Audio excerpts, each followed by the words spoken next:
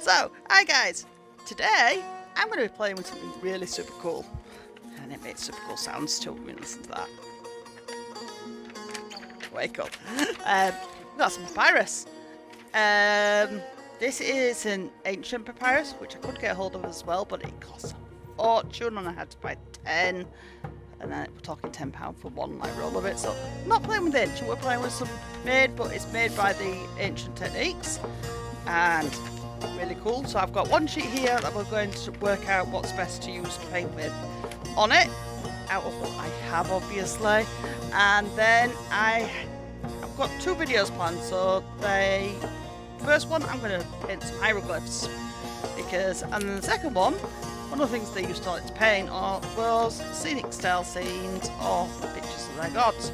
Well, I'm not going to paint pictures of gods, I'm going to go for one of our local scenes, which is our local castle, which is one of the older things in our area. It's not actually that old as castles go, but I'll tell you a bit about it when I get onto that video.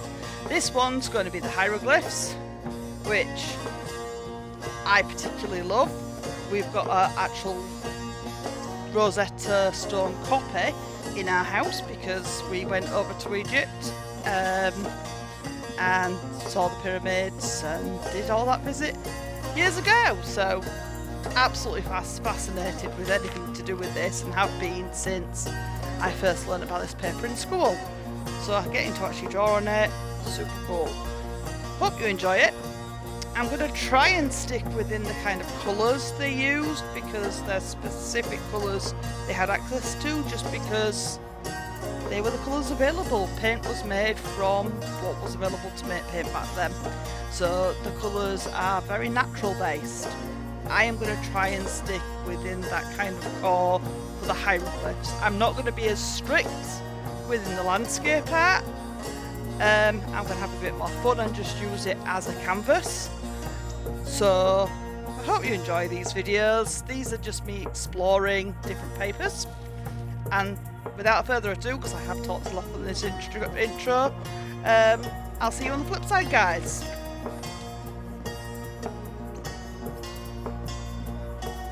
Rightio, guys. So I'm going to be testing a few different styles of paint here and where we're going to go. And obviously I'm wanting something that can make pretty detailed black lines. So I've got, first of all, I've just got a generalised brush pen. And I'm wondering if I can just make generalised marks, and if I was to do so, if I could use my general spray afterwards to fix, would it fix as it does on normal paper on papyrus? Let me get that. See, it's got a sheen on there already. Give it a minute to dry. See, the lines are going on fine. So obvious, and the good thing about this pen is I can get a bit more texture with the shapes if I was drawing. So I'm going to keep that aside and see if it'll fix. Because if I'm to paint anything on top of that, when I'm adding more texture and colour obviously, I'm needing more control. Let's get what's known as a writing brush to try. I've watered down some black acrylic paint. There's another thing to try. And the husband's making crackly sounds, I hope you can't hear them. And we've got a cat that's whittering as well. Now yet again. Let's have a look. You have to keep dipping if you're going to be using a brush like this. But you've still got really clean control, and that's coming out really nicely. These brushes are made for writing with, so I can get the detail across really cleanly using it, which is good. And it's obviously more likely on one of these they were going to be using a brush over a pen, and this has left a sheen which I'm not as big a fan of, because it's very much changes texture and it's sticky. Oh no, I don't like that. So, see, so I think we might be better sticking with paint, where we're not going to have to worry about that sticky nature.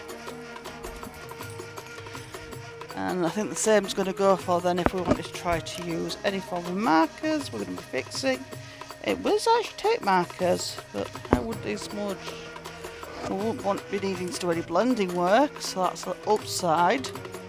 Yeah, alcohol markers with the darker colours.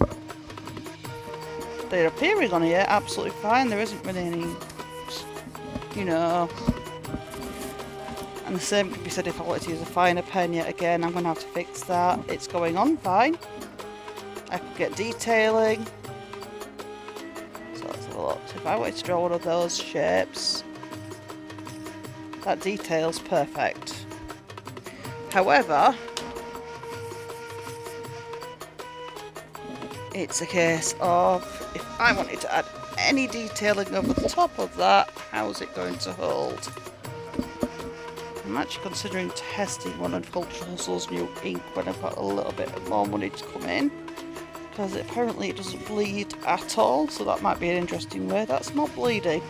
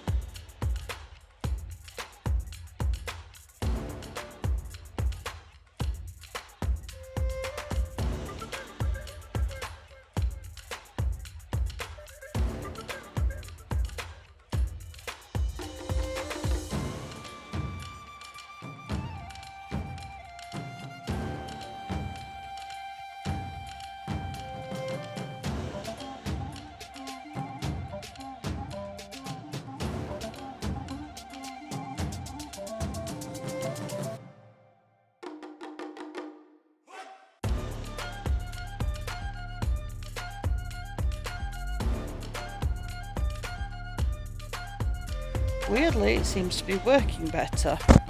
How weird. And yet again, I think that's got some pigmentation to it because that's got a bit of a glitter.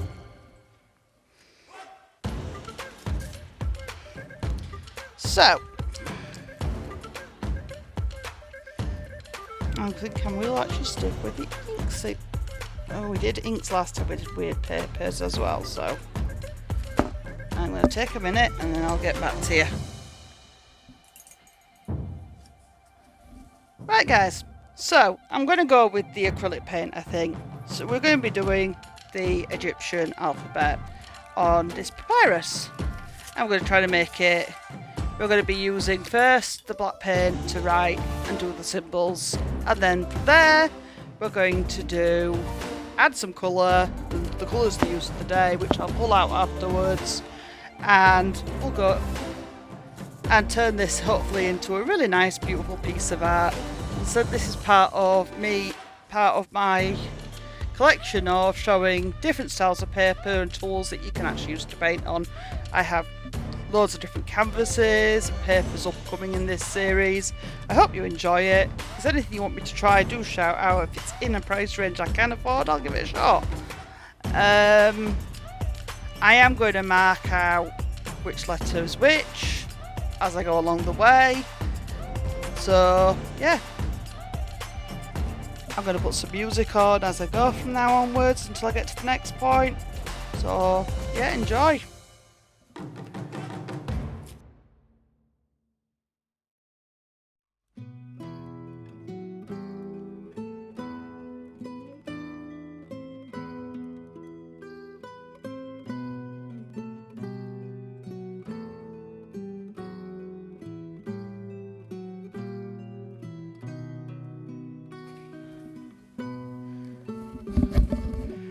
Right guys, so I've got the black lines down and I've done the alphabet, written what we call the items underneath, so arm, vulture, leg. Now they're what we call them because of what we see them as looking like. It's like the hill, we've presumed it's a hill, it may not have been, same for the pot. But you'll notice one thing about Egyptian art is it's all flat, there's no 3D elements, and that's simply because art as a whole didn't evolve to that point until, I believe, the Renaissance period as a whole.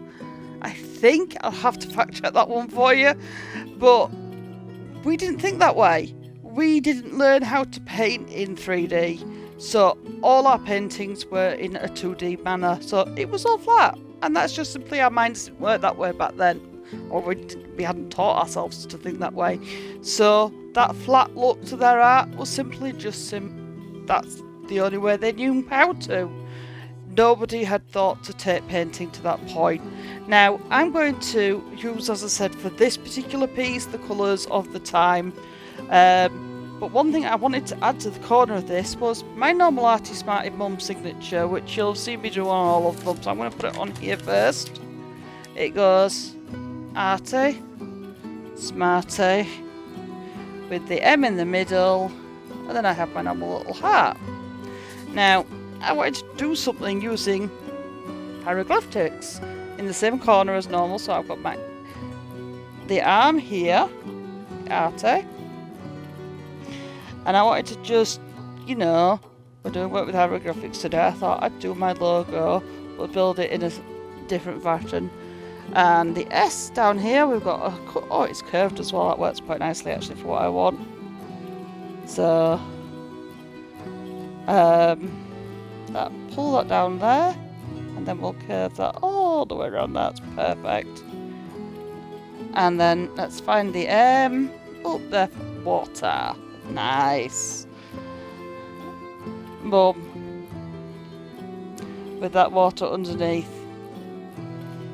And we're still going to put, as part of me, but we're going to colour that love heart in, the traditional. So there's my signature this time, but signed in hieroglyph form, because it adds just a little something different to this video that's based on what I'm doing. And I also have something for you before I start colouring in. I got my husband to bring from upstairs, which is the Rosetta Stone we got from Our holidays, which I thought you might like to see, which this is obviously the fake because there's no way we're going to get the real one. But when we went over there, you could buy replicas of the stone, and this was what allowed us to actually understand the Egyptian language. And I think it's kind of cool because it's like writing itself looks like art, but we only knew one of these languages, and this stone allowed us to decipher the other languages through it, which is just, yeah, it's rather cool. So this is just a cool thing. It hangs on our wall upstairs normally. So yeah, anyway, other colours. So a lot of the colours used are colours that come from the earth.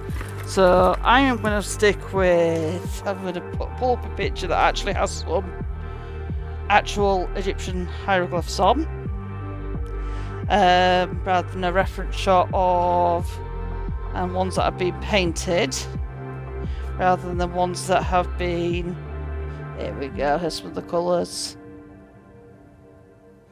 That's someone taking license like I'm about to do, but shows me some other stylings. There we go. The reds, the yellows, the golds, they're the kinds we want. So golds, red, yellows. And these are all colours that they could get in the earth, the rocks, even sometimes from feces, which may sound disgusting, but the way they'd boil and do so would bring colours, pigments, and they'd all get used for paints, dyes, and it makes these beautiful colours that they used to paint with, dye clothes with, and yeah, allows me to turn this into a more realistic looking like hieroglyph. And this is one of our this is one of the earlier forms of writing, so it's kind of cool.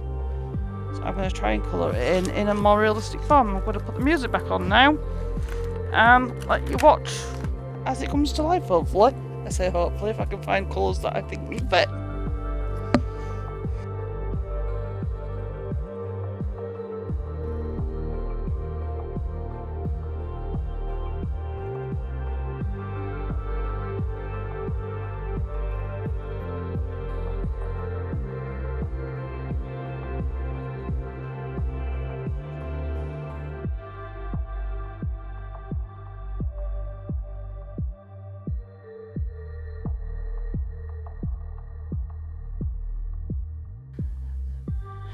Right guys, so here is my hieroglyph alphabet. I've done it in some of the colours that were used. It's a little bit of fun, as is the signature in the corner. I hope you like it. And I got a picture of that down that we got done in the same style that we brought as well to show you guys, that we brought while we were on our travels. So here we go. This was done in the Egyptian style. It shows you some of the flat style of artwork. It's a bit dusty because it's not been out for a while. We haven't had them on the walls. Should put them back up. This one shows actually one of the traditional styles of drawing, and you can see how the 3D element is so different. So there you go. But yeah, this one is my style drawing of the hieroglyphic alphabet. Now I got this papyrus from Etsy seller, which I can't remember the name of right now, but I'm going to make sure that I do tag them down below, so if you want to have a look you can find them, because it is extremely good quality. And I'm always all for supporting the smaller sellers where possible, so go check her out or check him out. I'm not sure what either or, but go check them out, see what else they've got. Otherwise, I've been Arty Smarty Mum. I hope you have a really good day. Stay safe and well, guys.